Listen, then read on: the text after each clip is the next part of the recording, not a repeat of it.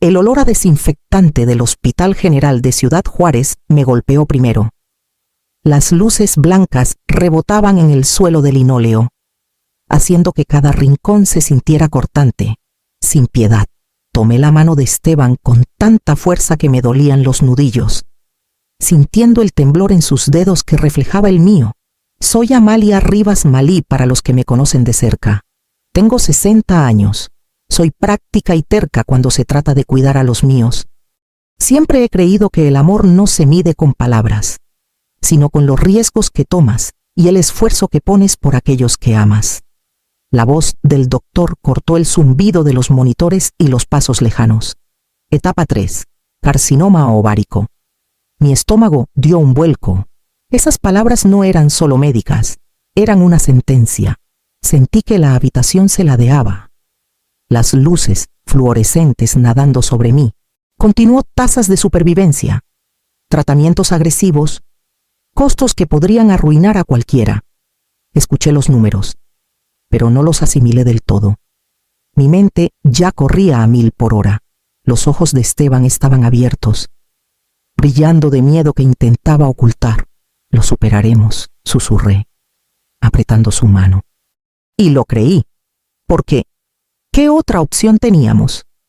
Mi cabeza comenzó a listar todo lo que podíamos vender, cada cuenta que podíamos vaciar, cada ahorro y fondo de retiro que podría pagar el tratamiento. Pensé en la casa donde vivimos por 30 años, el coche que conservamos por décadas, los pequeños lujos guardados para un algún día. Nada de eso importaba si lo mantenía con vida. Apreté su mano otra vez, sintiendo el peso de la responsabilidad sobre mis hombros. Cada pensamiento se convirtió en un cálculo cómo preservar lo poco que teníamos mientras le daba la mejor oportunidad de vivir. El doctor salió, y el silencio que siguió nos aplastó como una manta pesada. Afuera, el hospital seguía su ritmo indiferente, y adentro, sentí los primeros pinchazos reales de miedo. No había tiempo para quedarme quieta. Tenía que actuar, y rápido. Lo primero que hice al salir del hospital fue sentarme en la mesa de la cocina con cada papel, cada factura, cada estado de cuenta que pude encontrar. La luz de la mañana en Ciudad Juárez entraba por las persianas, dura e implacable. Pero apenas lo noté, mis manos temblaban mientras apilaba estados de cuenta, documentos de la hipoteca y la carpeta con nuestra cobertura de seguro. Los números se mezclaban, pero veía el patrón formarse. No había nada en las cuentas, nada lo suficientemente líquido para cubrir lo que Esteban necesitaba. Vendí el coche que usamos por décadas, el que Esteban pulía cada fin de semana, el que nos llevó de vacaciones por la carretera a Chihuahua. Luego vino la joyería Las Perlas de mi madre, una pulsera de plata de nuestro aniversario, el anillo de platino que siempre atesoré. Cada artículo era como un cuchillo en el pecho, pero cada peso traía un rayo de esperanza. Hice llamada tras llamada al departamento de facturación del hospital, negociando plazos, pidiendo planes de pago, a veces suplicando paciencia. El tono amable de la recepcionista no podía ocultar la realidad financiera. Los procedimientos, estudios y medicamentos se acumulaban más rápido de lo que podía seguir. Llevé hojas de cálculo, listas, notas adhesivas cubriendo el refrigerador, trazando cada gasto posible. Mientras tanto, equilibraba el trabajo, manteniendo mis responsabilidades en la pequeña firma contable. Cada cliente que llamaba con dudas, cada informe por entregar pesaba más, pero me negaba a dejar que vieran mi pánico. Mi mente corría sin parar entre el calendario de tratamientos de Esteban, las rutinas de los niños y el temor creciente de que incluso esto no fuera suficiente. Las noches eran lo peor. Me sentaba sola en la mesa de la cocina, con calculadoras sonando, papeles esparcidos como un mapa de batalla. Sentía cada músculo doler, cada pensamiento enredarse en un nudo de agotamiento, pero cada vez que miraba a Esteban, recostado en el sofá de la sala, sentía ese jalón familiar, la necesidad de mantenerlo vivo, sin importar el costo. Me recordaba que eso era lo que el amor exigía. Al final de la semana, la casa se sentía más vacía. Las habitaciones resonaban con la ausencia de pequeños lujos, los recordatorios de la vida que habíamos construido, y aún así, me encontraba anotando qué más podía vender. Era un ritmo implacable, pero le había prometido que lucharía, y no iba a parar. El día que llegó el resultado del último estudio de Esteban, pensé que por fin podría respirar. Esperé en el pasillo del hospital, apretando un pañuelo arrugado, intentando no imaginar lo peor, cuando el doctor sonrió y dijo que los tumores se habían reducido drásticamente, que la remisión era probable. Sentí que un peso se levantaba de mi pecho, un peso que no sabía que me estaba aplastando desde hacía meses. La mano de Esteban encontró la mía, apretándola suavemente, y por un momento, el mundo se sintió menos cortante. En casa, los niños también notaron el cambio. Nuestra hija, Paloma, asomó por la esquina de la sala, con ojos grandes y cautelosos, como probando el aire en busca de malas noticias. ¿De verdad está bien?, preguntó bajito.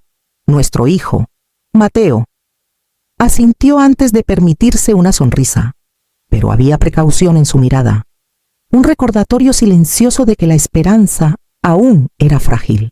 Me permití sonreír, una cosa pequeña y vacilante, y dejé escapar el primer suspiro de alivio. Volvimos a las rutinas despacio. Esteban se sentaba en la mesa de la cocina con una taza de té, leyendo el periódico, mientras yo preparaba comidas sencillas y ajustaba horarios para medicamentos y citas de seguimiento. La casa parecía exhalar con nosotros.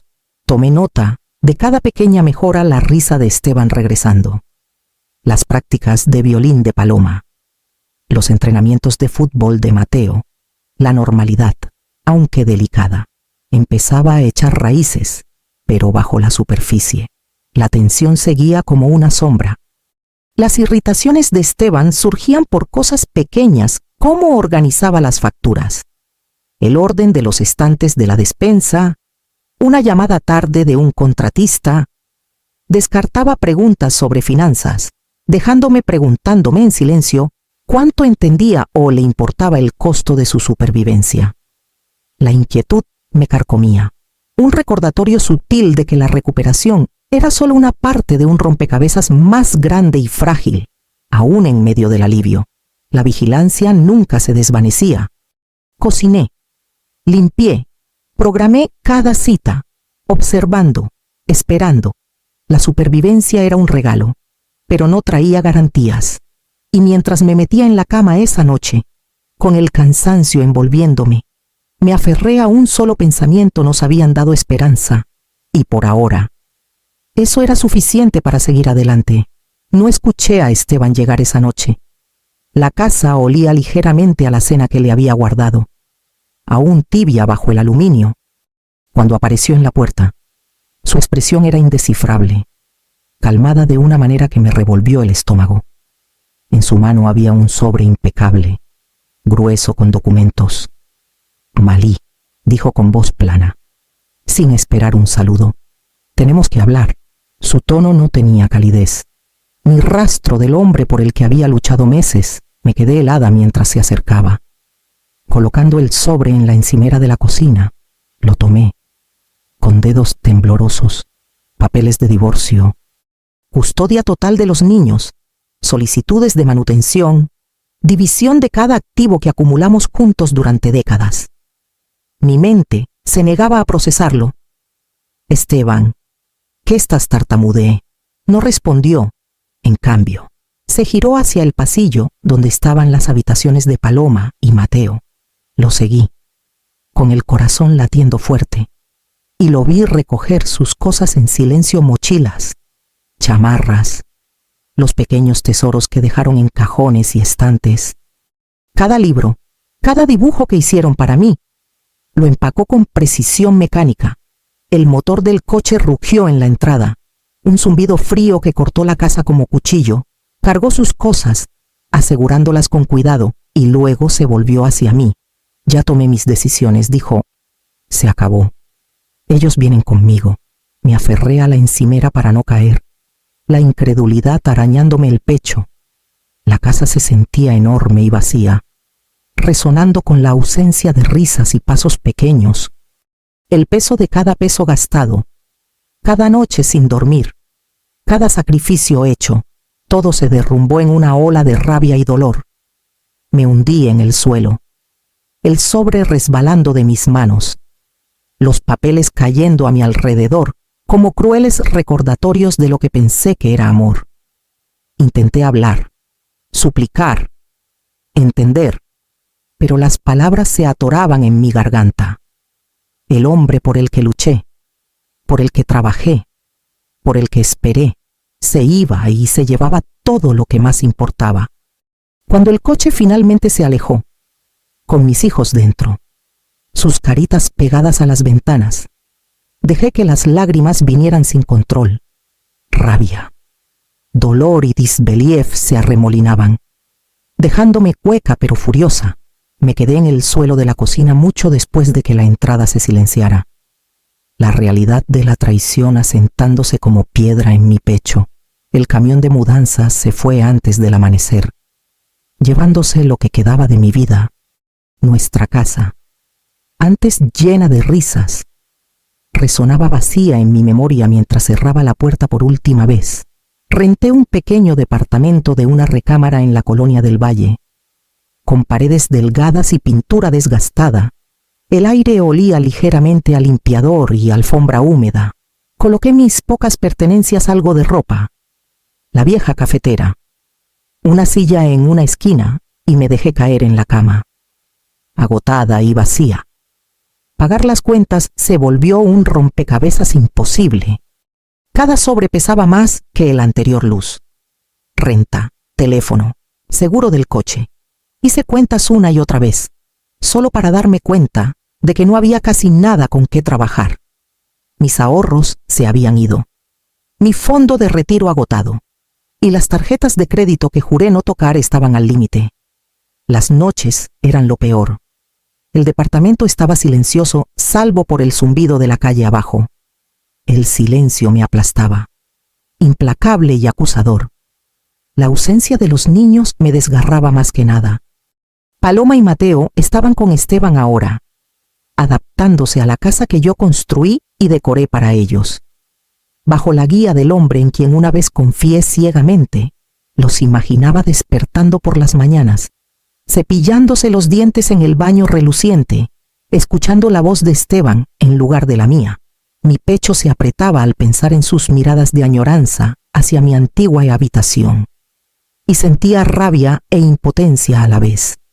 Intenté aferrarme a la razón, contando los meses que pasé vendiendo, pidiendo prestado, sacrificando, todo para salvarlo. Y ahora, todo ese esfuerzo no tenía sentido. La futilidad de todo se asentó como piedra. Me di cuenta de que luché por alguien que ya no reconocía la vida que construimos juntos. El departamento silencioso se sentía como una prisión construida por mi propia devoción, con paredes que se cerraban con cada recordatorio de lo que había perdido. Me acurruqué en la cama, temblando a pesar de la calidez de la única cobija, y dejé que la desesperación me envolviera. Cada plan, cada esperanza de recuperación, cada sacrificio, todo se desvaneció en un solo enfrentamiento. Afuera, la ciudad seguía su ritmo, indiferente. Adentro, me senté sola, preguntándome a qué aferrarme cuando todo lo que amaba me había sido arrebatado. El reloj marcaba las 2:03 de la mañana cuando un golpe seco en la puerta del departamento me sacó de un sueño inquieto. Mi corazón latía tan fuerte que lo escuchaba en mis oídos, y por un momento dudé si debía moverme. ¿Quién estaría a mi puerta a esa hora, Esteban? ¿Un vecino? Me acerqué a la mirilla, entrecerrando los ojos bajo la tenue luz de la calle. Un hombre alto, de traje oscuro, sostenía un maletín de cuero. Su rostro era serio pero calmado, y levantó una mano en saludo. Amalia Rivas preguntó. Su voz era firme, precisa, pero no unkind. Sí. ¿Quién es? Susurré. Me llamo Julián Ferrara. dijo. Soy investigador privado. Me pidieron hablar con usted sobre Esteban, sobre su familia. Hizo una pausa y sentí que el aire cambiaba, cargado de anticipación. Había algo en su mirada que sugería que traía verdades para las que no estaba lista, pero que necesitaba escuchar. Abrí la puerta despacio, cautelosa, manteniendo mi cuerpo entre él y el departamento. Julián entró, colocando el maletín con cuidado en la pequeña mesa. Sé que no es un momento conveniente, y lo siento por la hora, pero algunas cosas no pueden esperar. Lo que estoy a punto de contarle puede cambiar cómo entiende los últimos meses.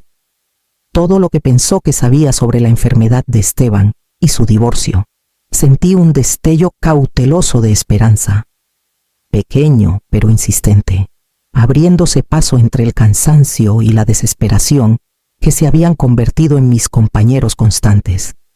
Mis ojos buscaron en su rostro algún signo de engaño, de amenaza, de algo familiar, pero solo vi seriedad y determinación.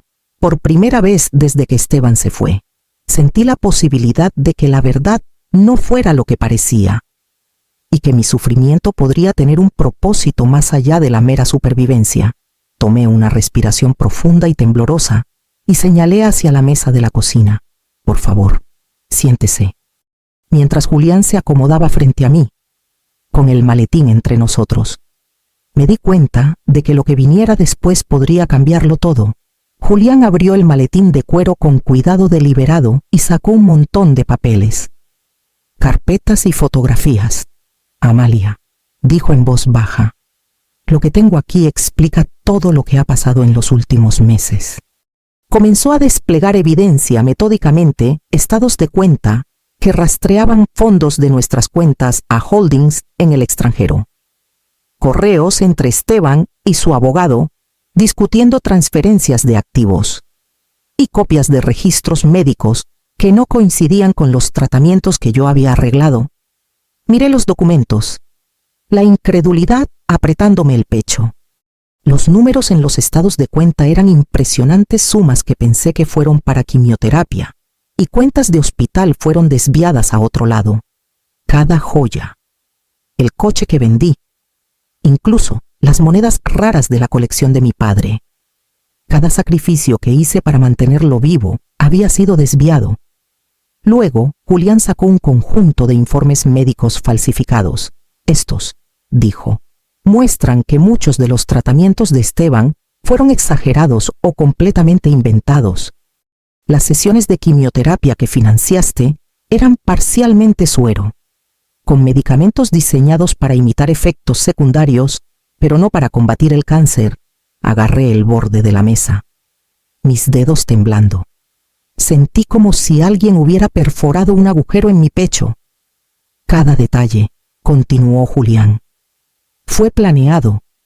El divorcio, las demandas de custodia, las manipulaciones financieras, no fueron reacciones, fueron premeditados.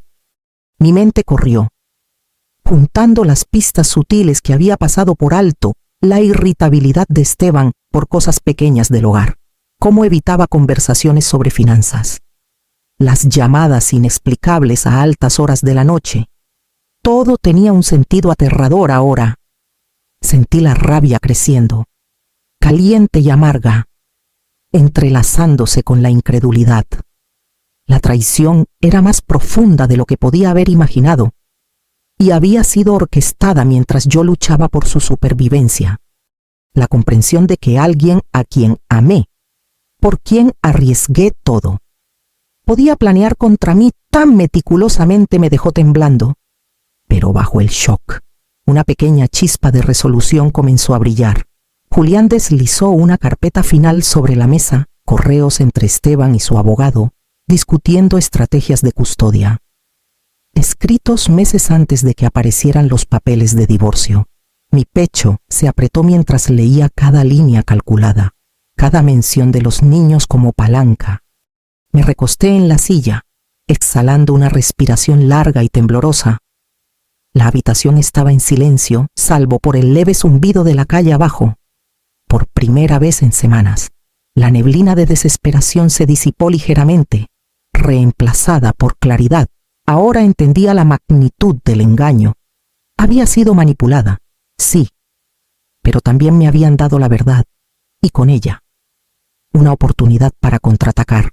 Miré a Julián, sosteniendo su mirada firme. Lo que viniera después, ya no estaría ciega ante la traición. La llamada llegó temprano, clara y oficial. La agente Clara Mendoza se identificó como parte de una fuerza del gobierno. Su voz era calmada, precisa, pero cargada de autoridad. Amalia Rivas, dijo, hemos detenido a su esposo y a sus cómplices. La investigación está completa y sus hijos están a salvo con usted. El alivio me inundó, agudo y abrumador, como agua fría. Apenas recordaba cómo respirar bien. Mi pecho apretado por semanas de preocupación y agotamiento. Paloma y Mateo entraron al departamento minutos después, sus caritas pegadas a las mías, sus ojos abiertos pero vivos con reconocimiento y confianza.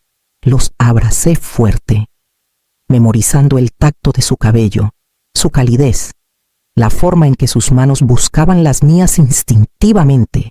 Las noticias vinieron con más que solo los niños. Se había arreglado una restitución parcial. Algunos activos y cuentas que Esteban había desviado fueron devueltos.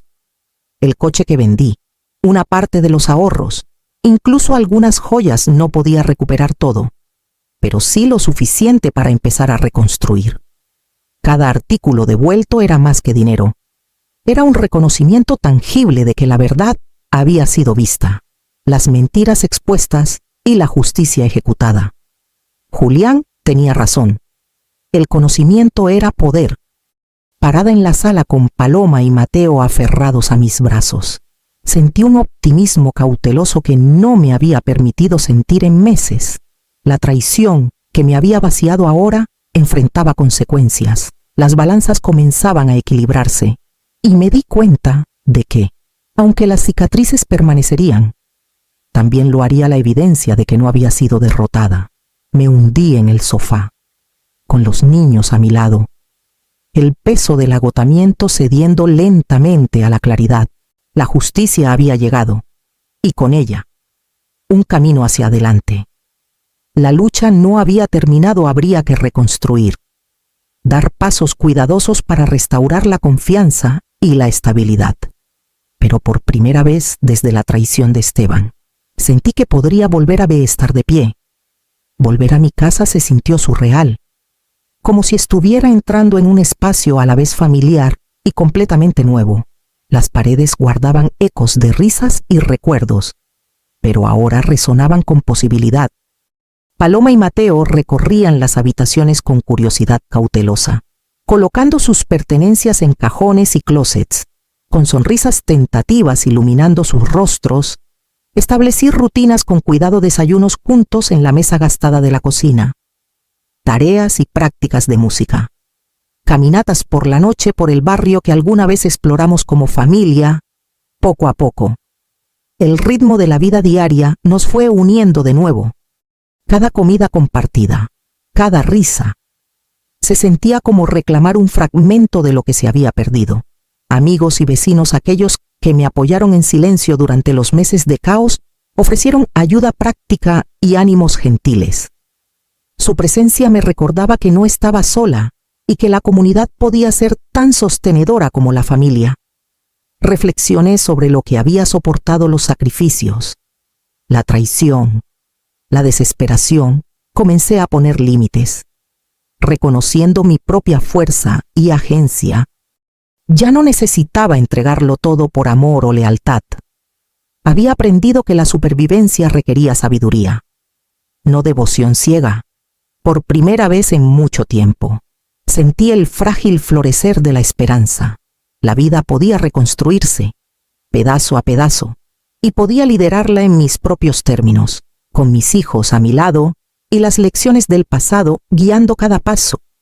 Estaba de pie bajo la luz del sol que entraba por la ventana de la sala, viendo a Paloma y Mateo perseguirse por el suelo de madera, sus risas resonando con una claridad que llenaba los espacios que temí estarían vacíos para siempre.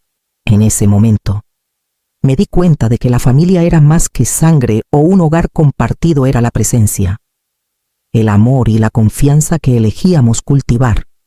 Pensé en los meses de sacrificio, las noches equilibrando cuentas y visitas al hospital, la preocupación interminable y la desesperación de la traición.